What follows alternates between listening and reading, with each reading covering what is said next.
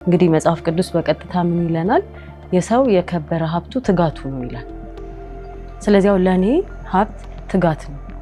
ስለዚህ በትጋት ውስጥ የማገኘው ዕውቀት አለ፣ በትጋት ውስጥ የማገኘው ገንዘብ አለ።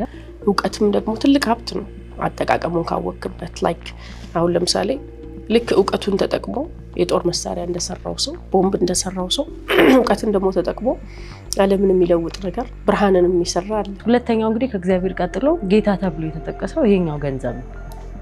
ሰዎችን በጣም የማንበርከክ ኃይል አለው። ከእግዚአብሔር ጋር የቀረበ አለ በገንዘብ ምክንያት፣ ገንዘብም ደግሞ በገንዘብ ምክንያት ደግሞ ከእግዚአብሔር ያራቃል።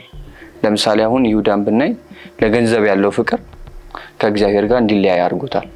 ግን ሁለቱንም ደግሞ ብናየው በጋራ በጣም ጥሩ ነው የተያየን ያለ ነው። ለምሳሌ አሁን ገንዘብ ስንል አብዛኛው የምናስበው ሀብት ያለው ሰው ብቻ ነው አይደለ? ሀብትን ያካበተ ሰው በአንጻራዊ ሲታይ ከሚድል ክላሱ ይወጣና ይሄ ነው። ምናልባት በሀገራችን ካለው 2-3 መኪና ካለው ቤት ካለው የሆነ 1-2 ኢንቨስትመንት ካለው ወይ ሌሎች ንብረቶች ከገዛው ወይ ንግድ ካለው ኦኬ ይሄ ሰው ሀብታም ሊባል ይችላል። ግን እኔ ሴንስ ደግሞ እውነተኛ ደግሞ ዘርቅ ብለን ደግሞ ካየነው ሀብታም አድርገን አለ ደግሞ የተፈጠርነው እኛ አይደለ? እኔ ሴንስ ሰው ሲባል እኮ ሀብታም ነው።